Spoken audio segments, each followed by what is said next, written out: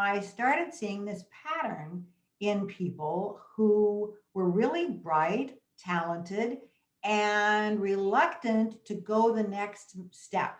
Whatever it was in their life, they were stuck, and it seemed to come back to how they were raised, either raised to play themselves down psychologically, or particularly for women, raised to get married, have kids, and not have a career, when in fact what they really wanted was to have a career.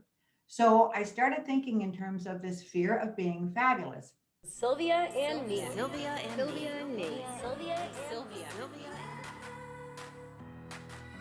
Hi, I'm Sylvia Beckerman, host of the podcast series Sylvia and Me, conversations with extraordinary, inspiring women. Good to be with you today, Sylvia. I'm Judith Sherven. I have a PhD in clinical psychology. Currently, I'm an executive coach for a number of tech companies in the Valley and have been on retainer at LinkedIn and Credit Karma. And we currently work for Unity Technologies and a variety of other major tech companies, helping leaders overcome any insecurities they have about maximizing their leadership. Some people call it the imposter syndrome. And it's what we call it is the fear of being fabulous. So many people have been raised to think that if they own their magnificence, they'll come off as cocky or arrogant, and it's simply not true. And this applies to women as well. So, welcome to Sylvia and Me. Judith, thank you so much. This is great. And as I had said, I came across those words, fear of being fabulous, when I looked you up after reading a book called The Barbizon, because you have a background and you were an actress for quite some time. And Yes. then in 19 and you were on shows that people know, Star Trek and so many others back in the day. And in 1977, you got your PhD in clinical psychology. And then several years later, you met your husband, and you guys are quite a team that's been on over 3,000 radio and TV shows, including Oprah, The View, 48 Hours, so on and so forth. You've written 8 books. I know that at least 7 have been on the LA Times bestselling list. So you haven't done anything in your life. And what I if I didn't say it before, I'll say it again. The fear of being fabulous caught my eye because it is so true. Subconsciously, people don't even realize it. That's where all that negative talk comes in. You do something great and just something simple. And my mother taught me this. Somebody comes up and gives you a compliment. Instead of going, thank you, you start, well, I really had nothing to do with it, this and that. So what I'd like to really start to talk about is how did you, because I know you said that you have experience not just in your professional life, but also in your personal life, how you and Jim, actually had to get over the fear of being fabulous. So Oh, can you give us a little summary? Tell us about that. absolutely. And you're quite right. The term, I came up with the term back when I was in private practice doing clinical therapy. This is before I met Jim. And I started seeing this pattern in people who were really bright, talented, and reluctant to go the next step. Whatever it was in their life, they were stuck, and it seemed to come back to how they were raised, either raised to play themselves down psychologically, or particularly for women, raised to get married, have kids, and not have a career, when in fact what they really wanted was to have a career. So I started thinking in terms of this fear of being fabulous. Now, when I met Jim, we met on a blind date and we spent at least an hour talking about having been professional actors. Well paid, we never worked for free, and we both walked away from it. And we started talking then, and we had to deep dive after we got to know each other better. What was it? And there we were staring at our own fear of being fabulous. Never crossed either one of our minds to say, I want to be a star. I want to go after it. I had an agent in New York after I graduated college who said, I'd like to manage your acting career. He was an agent for me. I certainly got plenty of work that way, but he wanted to manage my acting career. Sylvia, I didn't even think a moment to think about it. I said, Bob, no, I'm going to go back to Los Angeles because I want to meet a man I can marry. You were brought up that was how you were brought up. Wow. Okay. So without even realizing it, you didn't understand how good you were that an agent wanted to take you on. Exactly. He was telling me that I was that good. I did it in a number of ways that, it's repeating the same story, but in a different way that had to do with my acting career. So as Jim and I kept exploring the depths of what holds people back, it enriched how we coach people to overcome the fear of being fabulous. And when people get a handle on how they're afraid to push forward, how they're afraid to hold their excellence and really own it for fear that others will think that they are being grandiose or they're being cocky. No, we're not talking about being inflated. We're talking about owning who you actually are. And that's something that is so difficult, especially for women. I know you do both, and men do have the same fear, but women have been ingrained to be not to be as fabulous as we are, because then we're thought to be, what a snob, who does she think she is, you shouldn't be so aggressive. How do you go about starting to alleviate, first of all, how do you go about recognizing that fear? So one of the things we do in our coaching, and I want to encourage anyone who's interested, there is a program that my husband and I put together at overcomingthefearofbeingfabulous.com. Wow, great name. Yes, it's a very intense program, and we've received lots of reviews from people who say it changed my life. It really changed my life because it helps you do what we do in coaching, which is dig down into how people were raised, because so much of this goes back to, as you said, those early years of programming where parents say things and they're not aware that they're undermining their child's confidence when they say things like, well, who asked you for your opinion? Who do you think you are that you're going to just make the menu for Thanksgiving? Really innocuous kinds of comments, but they settle into people's consciousness as, who do I think I am? And then when they get in the workplace or in the dating arena, that's still in the back of their mind, in the unconscious, holding them back. So people will tell us they go to a meeting, they have a brilliant idea, they don't speak up, and then 5 minutes later, somebody else at the meeting says something almost the same. That's right. And they get credit for it, and they sit there feeling really bad. So step by step, people have to recognize they have to leave what they were programmed to not be in their childhood and help themselves consciously move forward in their adult life. It sounds so reasonable, yet it's so difficult for people to grasp. They say, oh, it's just luck. I got my smarts from my parents. I did this, I did that, instead of saying, oh, yes, I came up with that idea. I thought it was good and I'm going to voice it. And thank you very much. Yes, you're right. I did do a good job.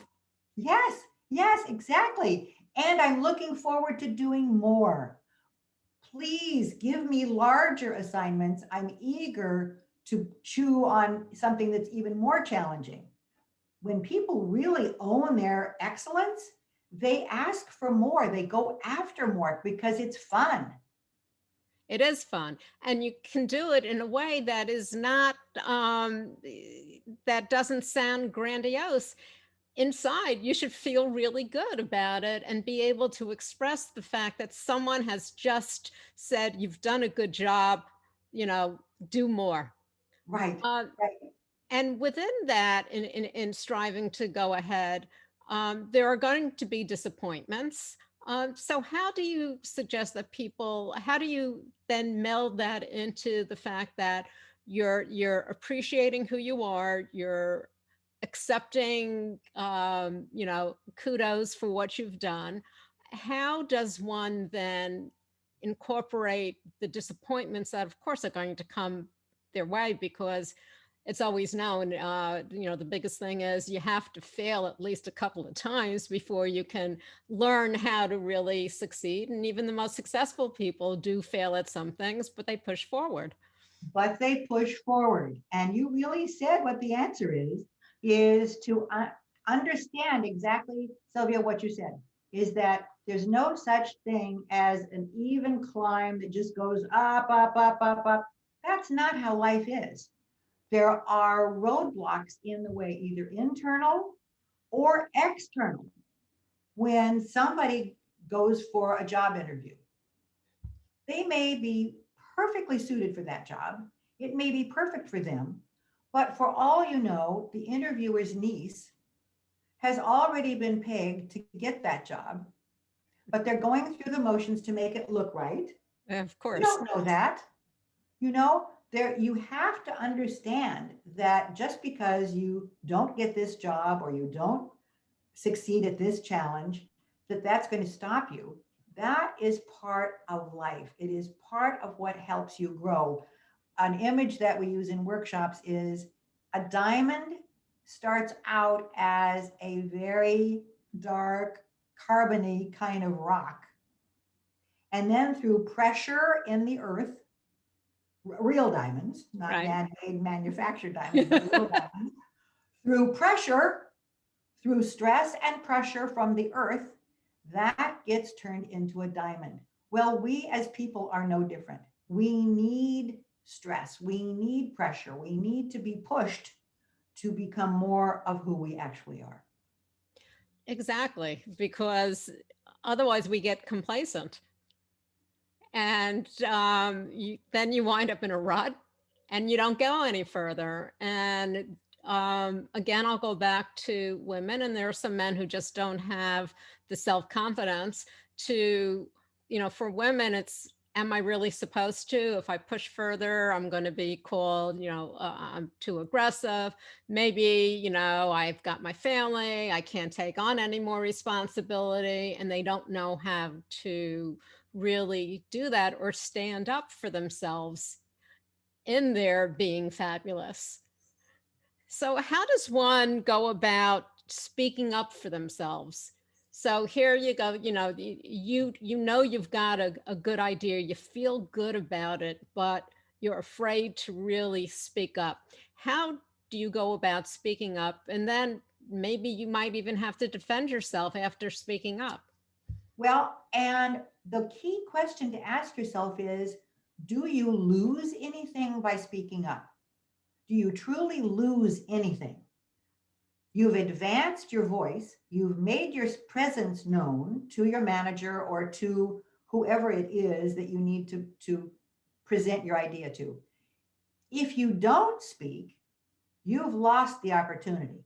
You've lost that moment in time that could push you forward. You have lost.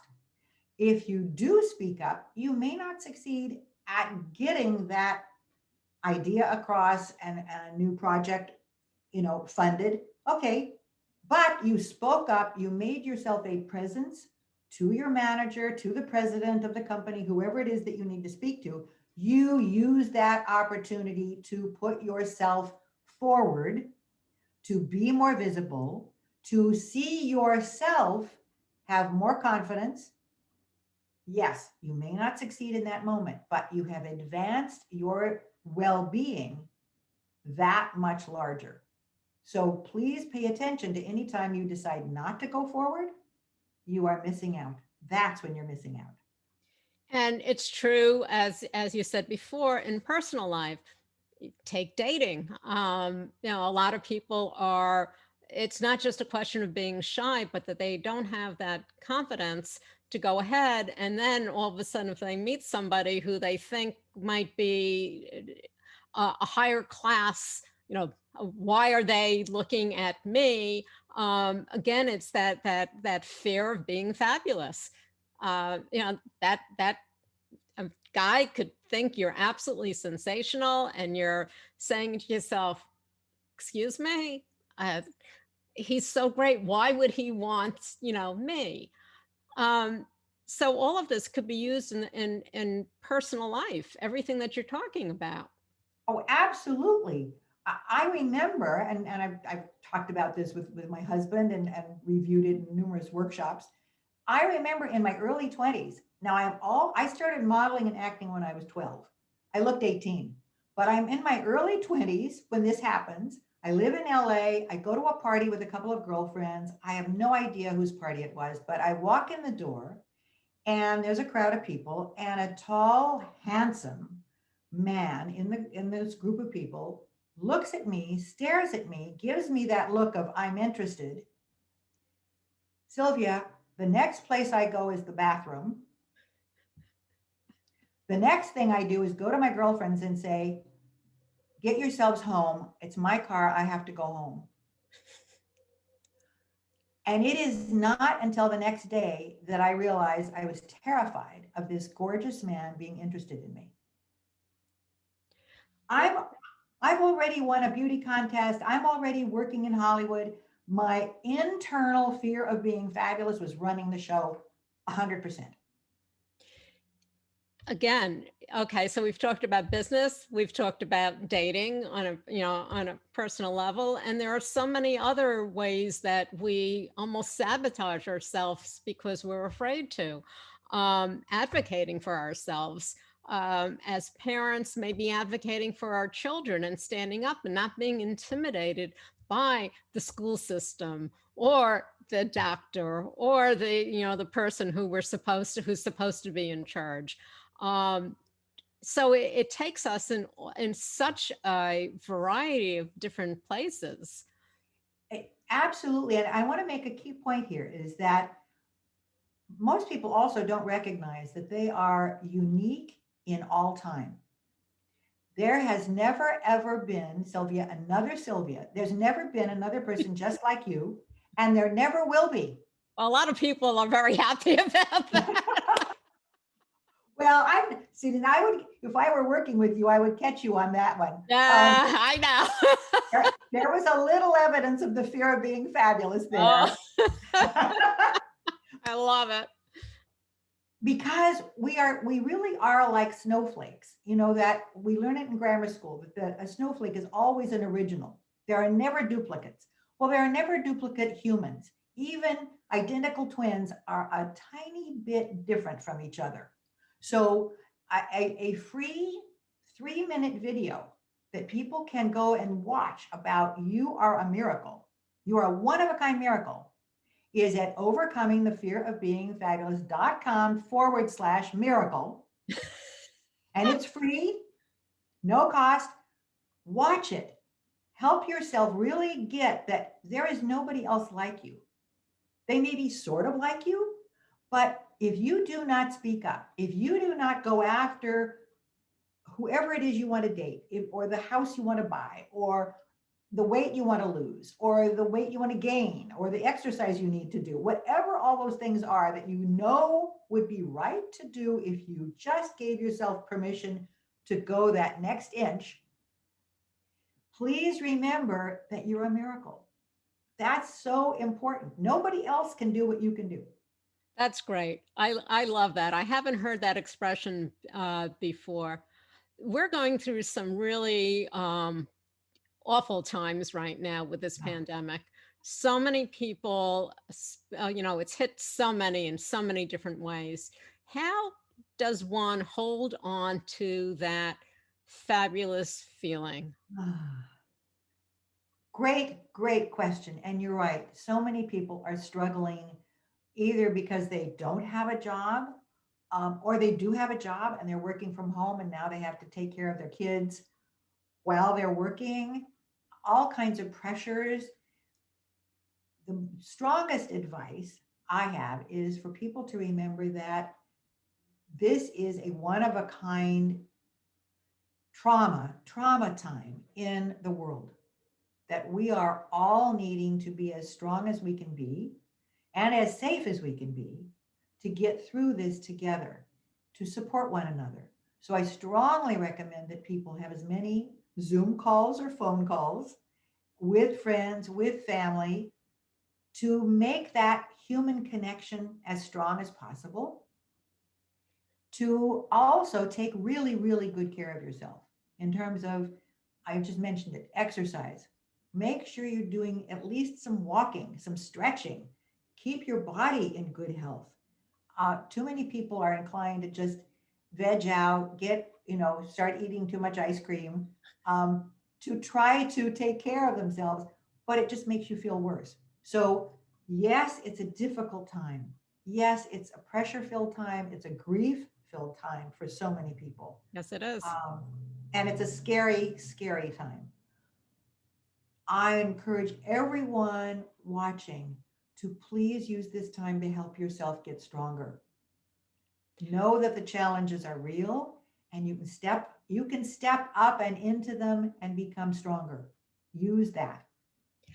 That's great advice because so many people, people are grieving, and grief doesn't have to just deal with the loss of a person.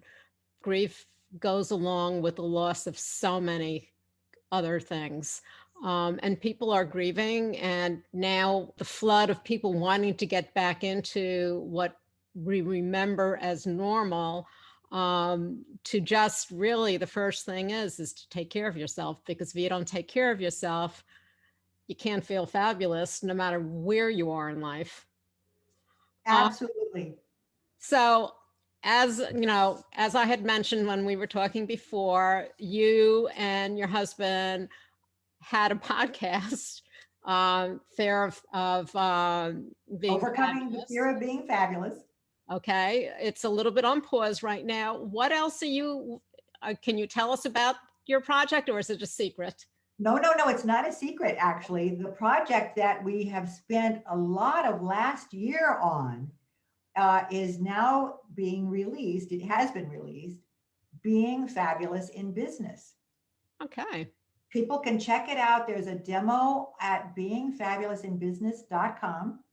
There's a free demo, lots of information there to help people in the business world advance their voice, advance their confidence, get through the imposter syndrome. So it's a 4-hour audio program, and it comes with a workbook that you can do online. You don't have to print it out, and enhanced transcripts, all framed around helping people advance their sense of confidence and authority, personal confidence in the workplace. So counteracting you mentioned negative head talk, counteracting that, building up your ability to be fabulous in business. That's been our big project, and we're really excited. It's just become available. We did tons of work with a team of experts, doing the audio editing, doing all of the web work. We're not techie. We can't do that ourselves. We had to work with a team of people, and it was a long project. So we're very excited about that. So it's a way to get our point of view out beyond just our coaching.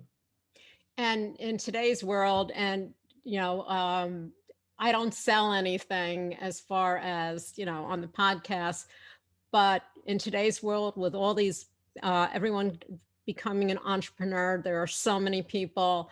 What a great tool to even just go up and see the free that you talked about. And maybe if interested, go further with it, but to have the tools out there available for, people, especially in today's world, is huge. And I can't wait until you start your podcast back again. Well, and that's our intention. That isn't our intention, but we're so backed up on other projects. That's great. So your website again is? Well, what we just mentioned was beingfabulousinbusiness.com. Okay. For a more personal, larger program, overcoming the fear of being fabulous.com. And for the free video, You Are a Miracle, overcoming the fear of being fabulous.com/miracle. Well, I think You Are a Miracle is something that everyone can take away from today's episode. Judith, I thank you so much. This has been fascinating and so relative to where we are in today's world. Well, it's been a pleasure being with you, and thank you for having me speak to you about how people can advance themselves now during this pandemic and forever. Thank you, Judith. You can find us on all of your popular podcast platforms, and of course our website, sylviame.com. Stay safe, stay healthy, and stay tuned.